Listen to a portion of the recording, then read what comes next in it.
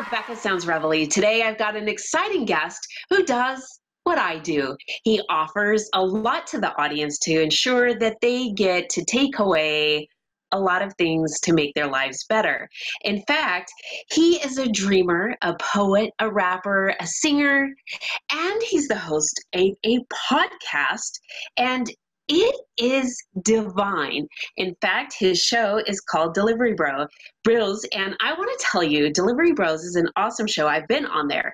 And not only that, but this guy delivers magic. And you'll see why, because with me today, he's going to share some of his slice of life with us.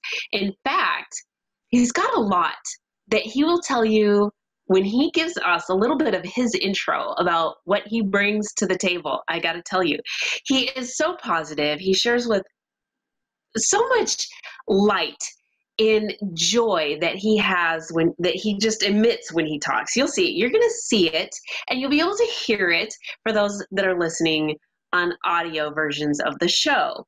Without any further ado, Anthem Williams, welcome to the show.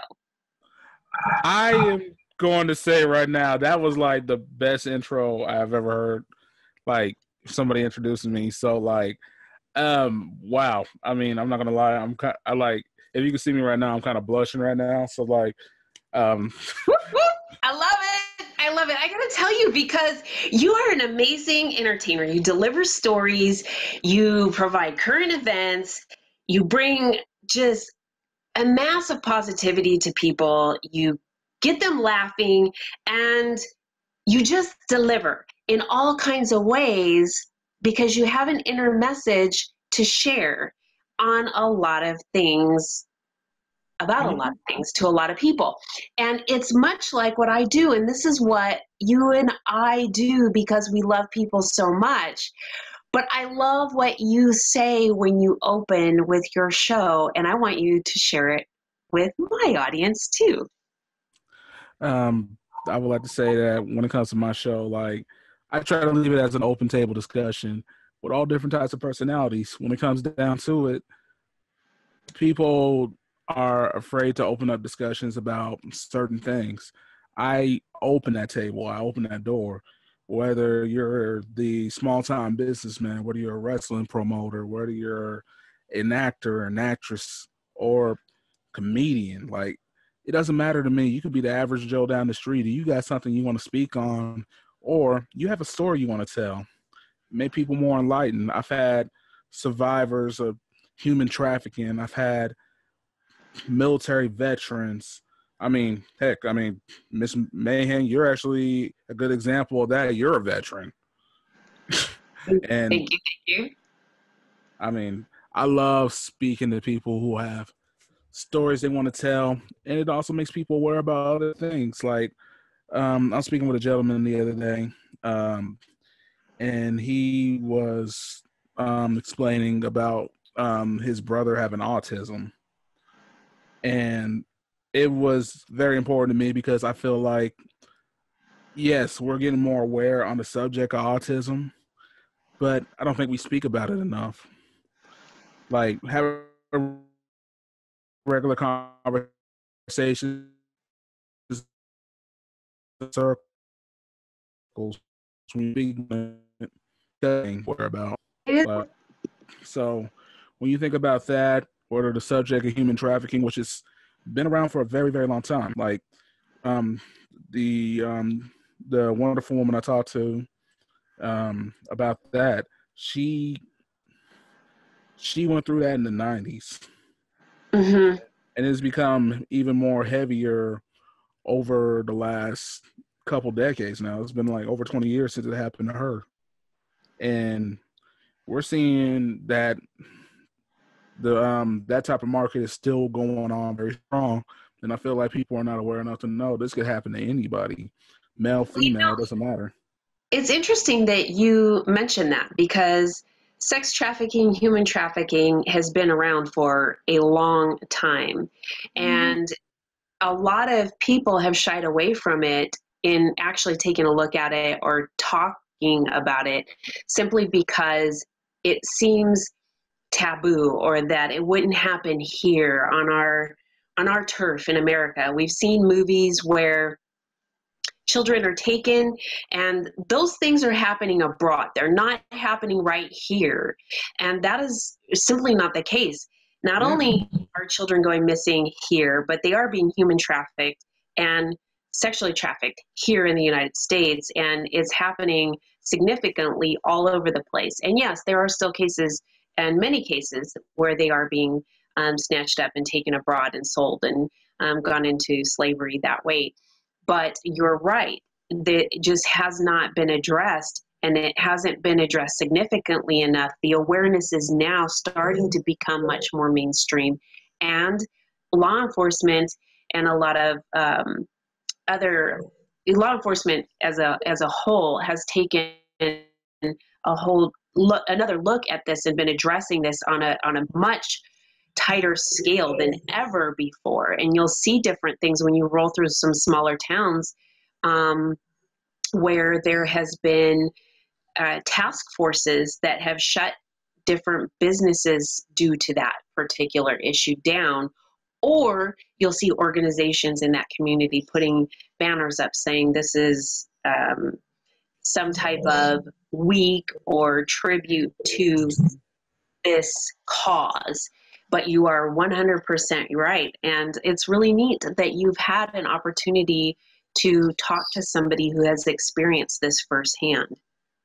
Yeah, I mean, and to be quite honest, like, you hit the nail on the head. And that's why my platform stays open, because I don't want to be just like one singular entity or one subject. There's too many subjects out here in the world that have not either A, been touched, or B, are not talked about enough. That's why, like, you and I have these platforms, is because we want to open up the discussion. We want to make people think about what is really going on in the world. I mean, you can only get so much from television and social media.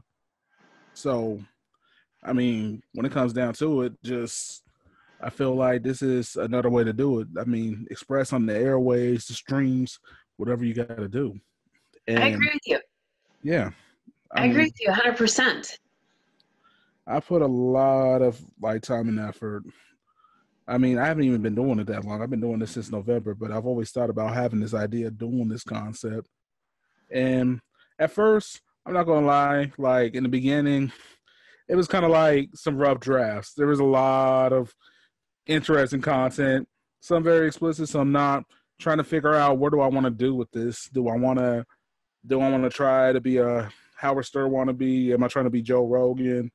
And then I realized I got to be me in this. That's it. Like, that's just how it goes. Like everybody can talk about the same old stuff on every podcast, but if you don't bring a variety, then what are you doing? You're not trying to strive to be your own legacy.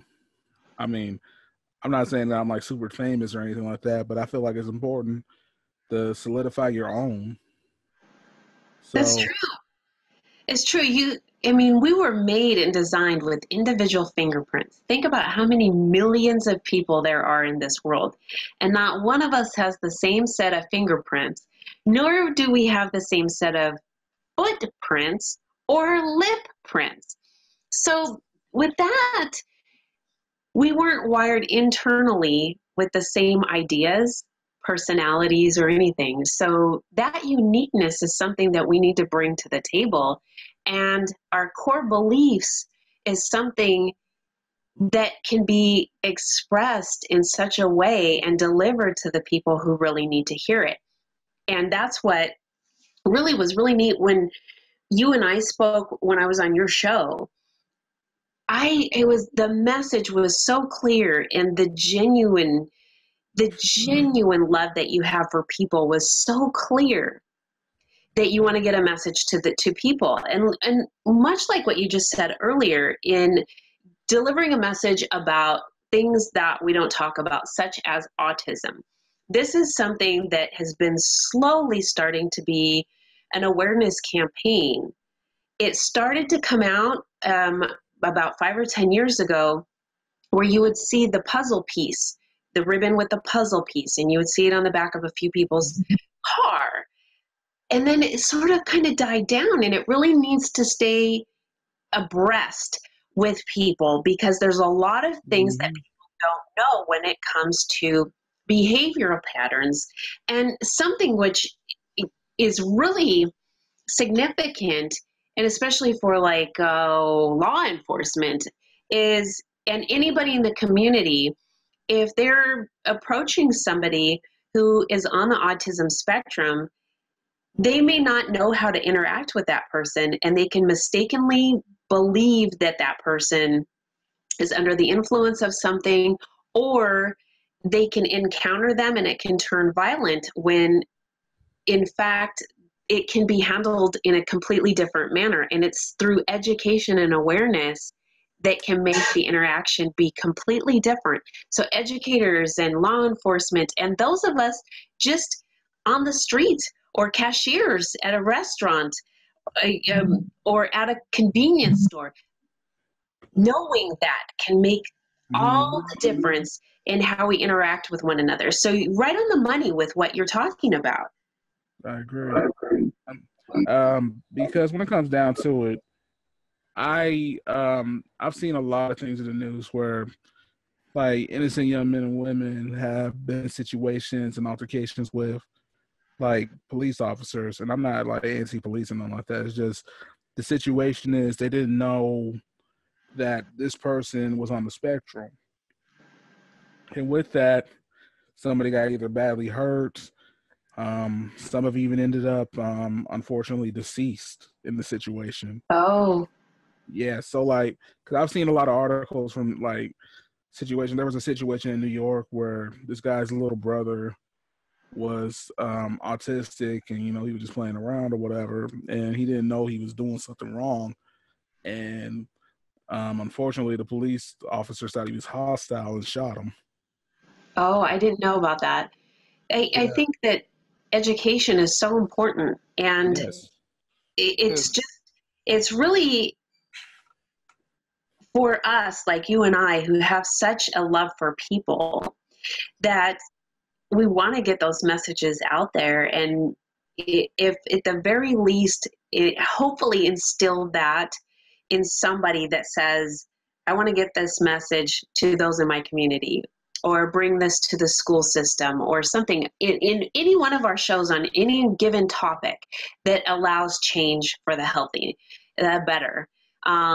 You and I, we just love this kind of thing. So, and this is just one example of the many different types of things out there that we talk about on our shows. Oh yeah, like mental health is something I always found important as well. I believe we actually touched that subject when we were speaking on my show, mental health, and that's something that I feel like is still taboo in a lot of communities, especially how I grew up. Like the African American community itself is like very silent on the subject. A lot of minority groups are. And I feel like it's important that we sit down and really have these discussions, because it used to be, oh, it'll be all right, just pray about it, you'll be all right, da da da. But yeah, like, but there are people in our communities that have suffered either trauma because of where they grew up in, or they've gone through, a situation of domestic essence of domestic violence. It could be a lot of things centered towards that individual, to where it's they might need to get some help for the mental psyche. And a lot of people don't understand that it's more than just, okay, talk it out, you're gonna be all right, just fight the feeling. Like, I'm gonna be honest, like, here's something open. I've been open about it on the show. I suffer from bipolar disorder and depression. Okay. I was diagnosed a couple years ago, but a lot of people were even saying, like, if I would have got diagnosed sooner, who knows? I mean, the fact is, I was just like that, the same. I was just like, I'm okay. I'm lying to myself. But really, in fact, I didn't realize how important it is not just to cover your physical or like any other type of, you got to have balance when it comes to your health in general, whether it's your physical, your mental, your emotional health in general. Because if you don't work on yourself, how are you supposed to have good relationships with people? It's true. Yes. It is true. That's what I'm saying. Like, people are very observant. That's one thing I've noticed. They can know, they know you don't have any love for yourself. They might not say it to you or something, but when it comes down to it, people are more observant than you think. You have a good point there. And unfortunately, with that, it's a double-edged sword, because those who love you, they see something and they want to help you. And then on the other side, you have people that are very judgmental. But going back to something that you said that is crucial is that we really have to take care of our inner being as well as our outer being. And we are a one body whole, not just partial. And so if we aren't, like you said, in balance, then our exterior life isn't in balance either, because everything that's internal comes out externally. And depression, it can come out in the terms of us not being able to get things done around our house or whatever. And then there's other things. But one of the things that you mentioned is that you have people in different cultures, whether they're subcultures or major groups, that will say everything's going to be okay, or just leave it in the hands of God, right? Yes. Okay, if that's within the church or whatever. And there's nothing wrong with having your belief system in that and also seeking help outside of that. But here's the thing, and this is in many cultures, and this is why we're seeing high numbers in self-sabotage and fatalities, self-fatalities, which I really don't like talking about, because it hurts to think that someone has expressed it that far. But we're seeing these huge numbers. And the thing is, there's a stigma in many, many ways, in many cultures, and subcultures, in seeking help. And a lot of times they will feel that they've been labeled as not worthy, or as insufficient, or there's a deficit within them. But it's no different than having a scratch or a broken arm or whatever. You just need to take some time to heal whatever has temporarily needed to be healed for that part of the body. There's nothing wrong with going in and seeking different options that will make you feel better. Nothing wrong with that at all. I will say this, like, it's sad that, like, that when the topic of, like, self-harm or suicide or anything comes up, it's a very hard subject to talk about. As a person who has lost some friends, I've lost like two good friends of mine in the last 6 months. I'm sorry. I'm so sorry. It's sad too, because they were young, and what really hurt the most is just they didn't have nobody to reach out. They felt like they didn't have nobody to reach out. They were barely in their early 20s. That's why it's just like, this is something we need to talk about. We need to talk to our people. We need to check on our friends. Yes, we do. Checking on people is super important. One of the things that a lot of people don't understand is they think, well, why didn't that person just call? Or how could they not think about what the effects are? The challenge is that it's just the opposite. There is a different opposite in the thinking line within that. And until you study and understand why people come to a conclusion where they feel that there is no alternative, then placing a judgment on somebody is another one of those things where it puts somebody further from talking or getting help. So this is it's so hard, because people really feel that that is a betterment than what we understand. And you'll see a lot of things out on social media that say that you feel that they're trying to use encouragement, and in some ways are really not understanding where a person is at. And so we really need to encourage people to talk more and to connect more, and not just send out something on social media, but actually pick up the phone and talk to that person, or go over to where they are at. We are so in such a world of living in texting, or just sending something out on our wall of whatever social media site it is, and think that that's enough.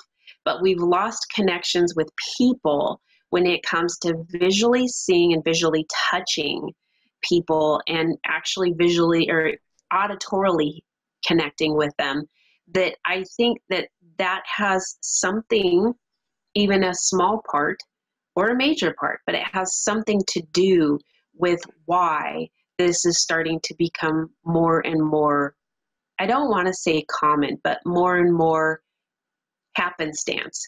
And it's very, very unfortunate because, like you said, a lot are younger. Yeah. I mean, we live in a very different era than maybe what my parents grew up in, your parents. Like, when it comes down to it, like, I mean, one of the biggest problems is, I mean, we're not talking about it enough. I mean, for instance, the suicide rate has gone up so high in just the last 2 to 3 years alone. Yes. And it's a lot of young kids. Like, we're talking like early teens into mid-20s. It's on a scale that's so broad. We're living in an era where mental health is so vital that it needs to be talked about. I mean, we got to be careful on how we talk about it, though. Like, for instance, there's some controversy right now with a show called 13 Reasons Why. And that deals with a lot of psychological trauma and suicide. And okay. People have even said, like, the suicide rate went up higher after that show came out. I feel like what they were trying to do was raise awareness, but I don't feel like they were careful with it. Because I've seen the show. I've seen both. And it's a touchy subject, but it's a subject you got to be able to execute correctly when you have these discussions. Because I'm not going to lie, that show will make you depressed.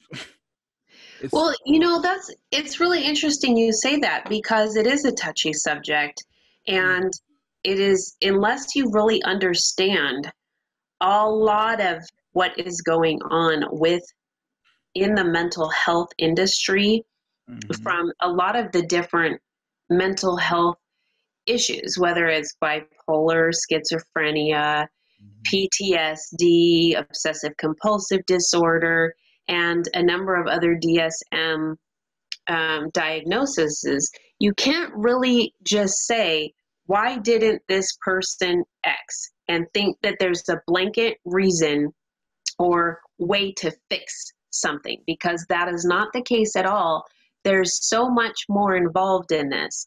And we just, because we don't understand it, we cannot, I don't know, it is very delicate. You need to be able to, if you're going to do something like what you're talking about in reference to this film or a series or whatever it is, you need to make sure that you know enough about it where you can help somebody, or you're going to direct them to the right places that can help them.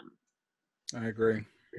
I mean, this is absolutely crucial that that people that are talking about it, like you and I are talking about it right now. And as we're talking, I'm going to pull up the National Suicide Prevention line so that anybody who's listening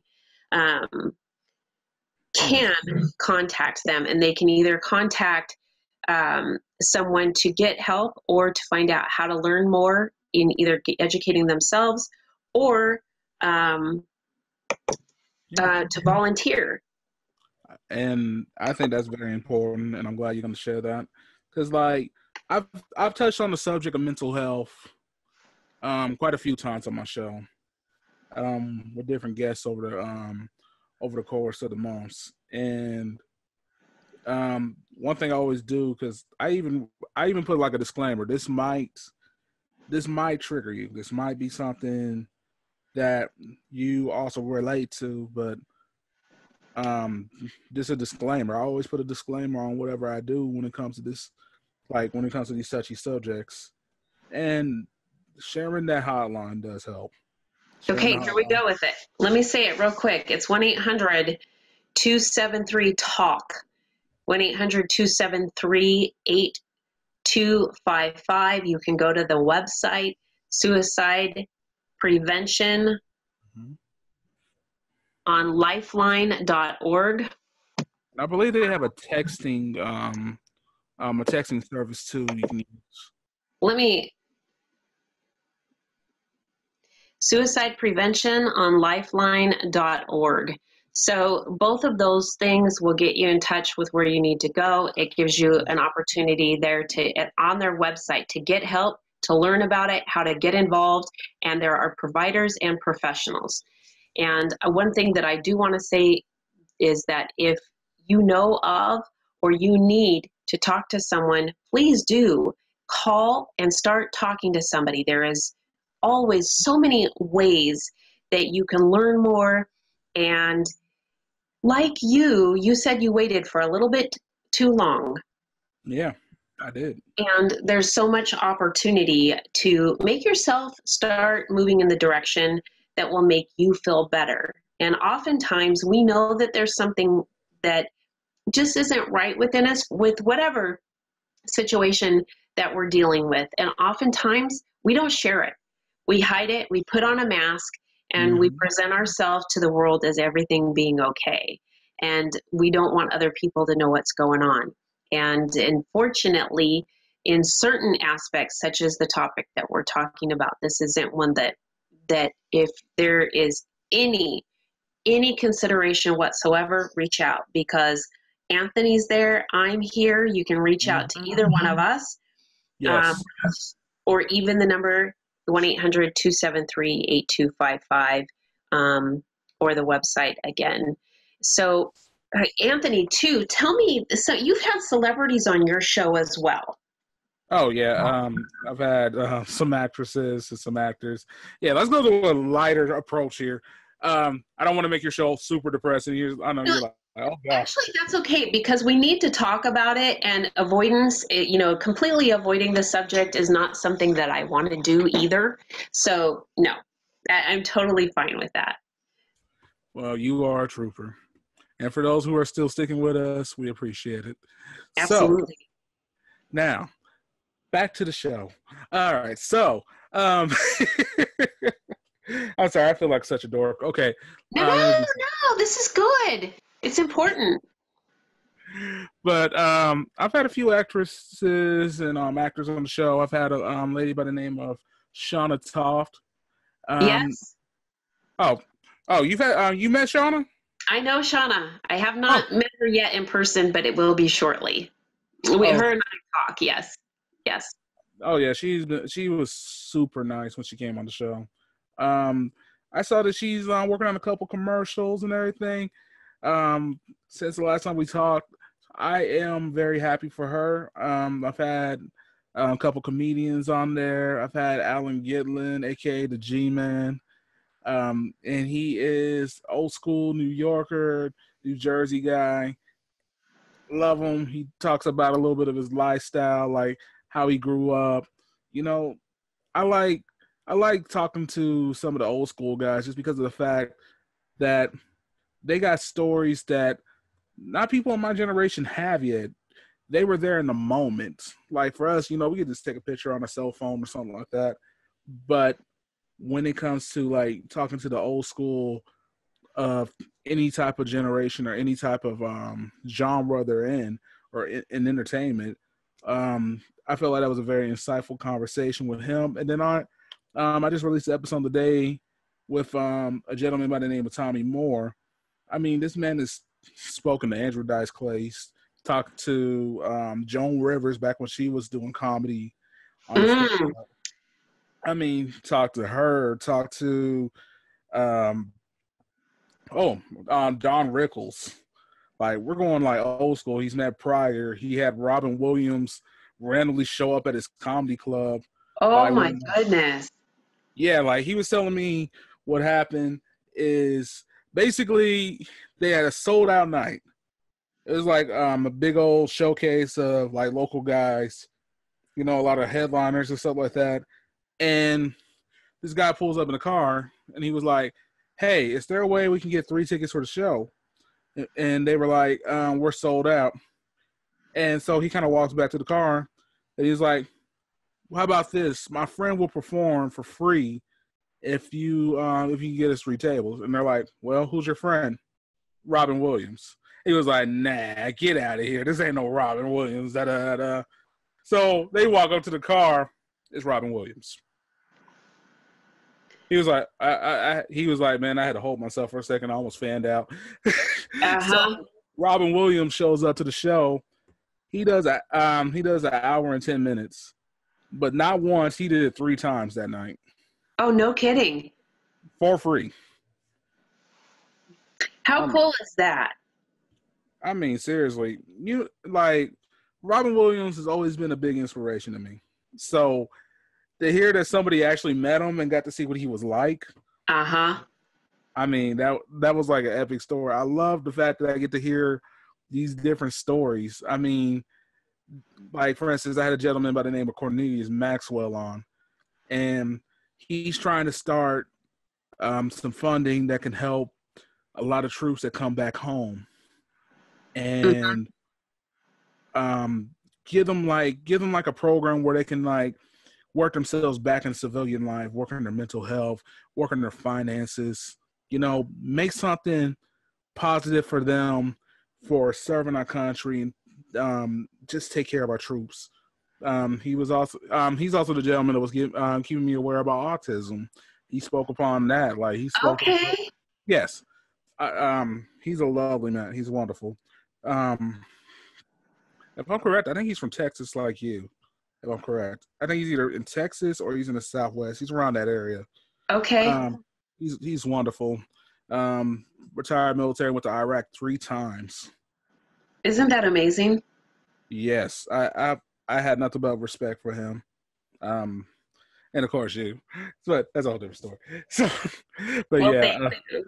Well, yeah. I mean, this man, like, ever since we first had dialogue, I've always found you to be very intriguing and very earnest and honest, and you've been very kind. And to be quite honest, like, talking to you was just amazing. Like, you're definitely in my top list of guests, sincerely.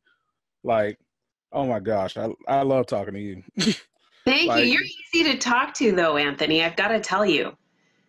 Well, I mean, over the years, it's been a habit of mine to just talk to anybody. And to be quite honest, my mom will even tell you that she was here. She remembers when I was like 5 years old. We're sitting there in the grocery store walking around, and I go to a random guy getting like some fruit or something like that. And I'm like, "Hi, I'm Anthony. Nice to meet you. What's your name?" And my mom was like, "Are you running for Congress, son?" That's pretty neat, though. You know, when you are a people person, you can reach out and talk to anybody. And there are people that can't do that. Oh, yeah. I think that's really neat that you can do that. And you and I talking, though, we've had a lot to talk about. And our conversations have been really good, and they have been for a good length of time, too. They haven't just been like, "Hey, hi, how are you?" Because we have a connection. Anyway, we have a connection. It's pretty good. So, but when you interview people, you have a lot of information that you're able to withdraw from people too, because they connect with you. That's what you do. And you're really good at it. Your shows are good. And I know that you not only have your shows you're on Anchor, but people can listen to your shows on LinkedIn. Yeah. And I basically kind of like, I put my show out on Anchor, Spotify, Google Play, basically all the major platforms, Podbean, Stitcher. I know that's a very popular one. I'm working on maybe starting to get to the point where I can start doing video recordings so I can put it on YouTube. Bear with me. And plus, I just got this camera like last week, and this is the first time I'm actually breaking it out because you're getting an exclusive moment with me. I love it. I love it. You know, I need to get a haircut or something, but that's a whole different story. Shave. I love it. I love it. No, video happens to be something that is in demand. People love checking out what's going on. Visual is a thing. And for me, I really like being able to see things, and I'm both auditory and visual. Oftentimes I feel like I'm a little bit more auditory, but there's something that solidifies it when I see something. There's just a connection there. And that goes back to what we were talking about earlier too. And that just that whole, seeing a text message or something scroll down somebody's wall or a message, you've got to make that connection with somebody. Oh yeah. I feel like it's a bigger feeling than that. Like, I can't express my emotions to you through a text. I can't tell you I'm mad through a text. I can't tell you I'm sad, I'm happy. There's no emotion towards texting. It's so true. It's so true. If we don't have emotion in dialogue, then what's the point? Like, we're human. We express ourselves in different ways. It's important to have that. That is so true. And especially if you're an animated person and you like to use your hands and I don't know gestures today. I'm a little bit more reserved. I think maybe in my younger days I was less reserved with my hands. I think I spoke a lot more than I do now, but after having been coached doing public speaking and things like that, I think I'm a little less animated, I think. But there are some people who are very animated.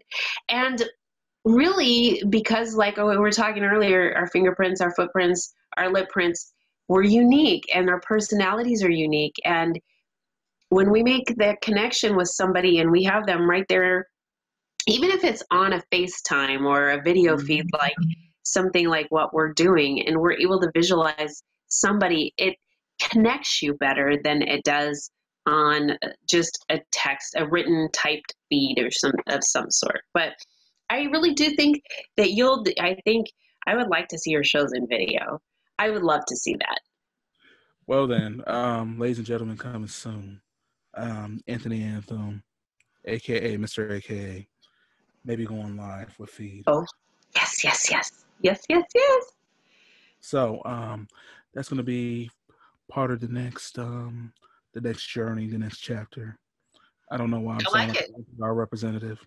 I want to talk in my regular voice now. But sincerely though, it's a work in progress.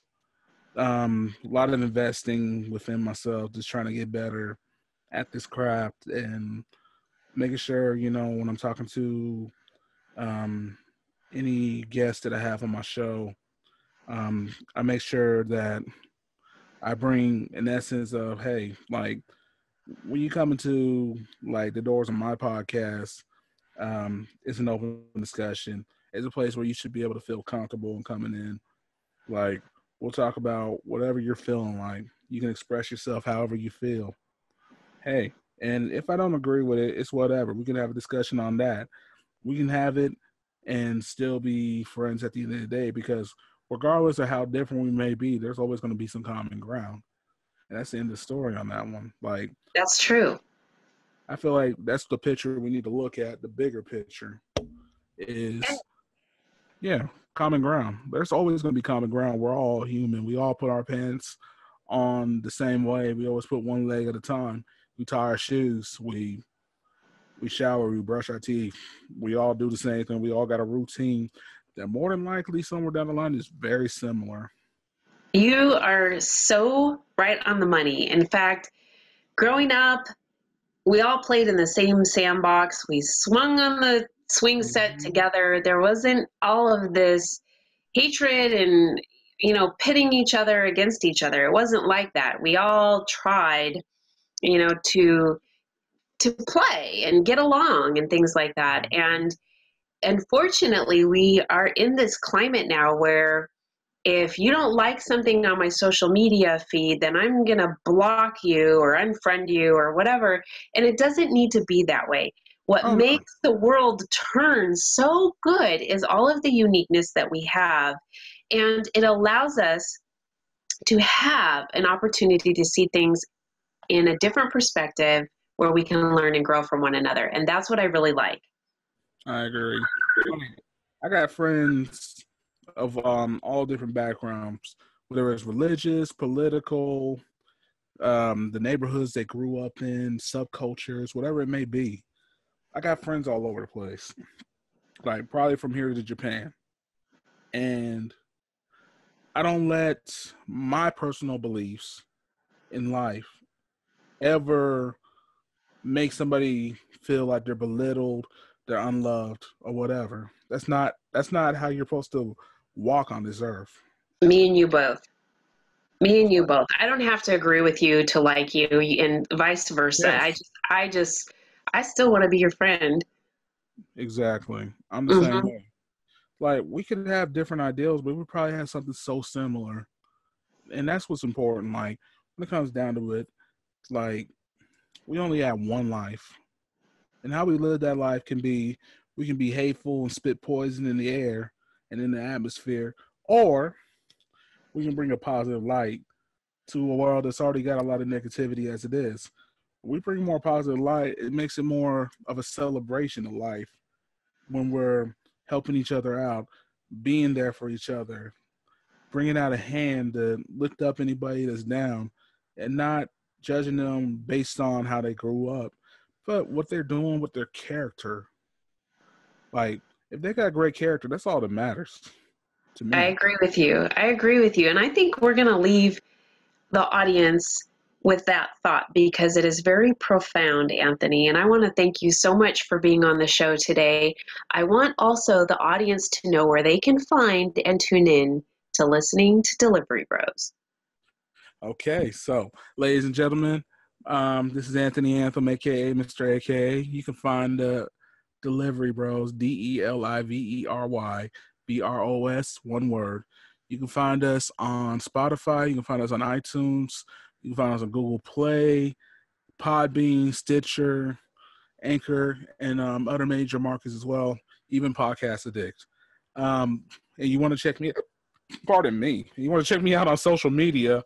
You can find it on Delivery Bros 816 on Twitter and on Instagram. On Facebook, Delivery Bros Kansas City. I'm sorry, Delivery Bros KC was an abbreviation of Kansas City. I see. Yeah, that's where you can find us. And feel free to inbox me. You want to, like ask me a couple questions. I'm always open to any type of dialogue and any type of expression.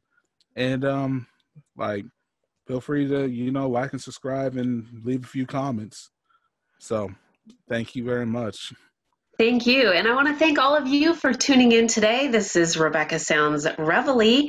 I ask that you share this with all your friends, family, coworkers, and those that you even don't know, all over your social media feeds everywhere. Again, thank you so much for tuning in.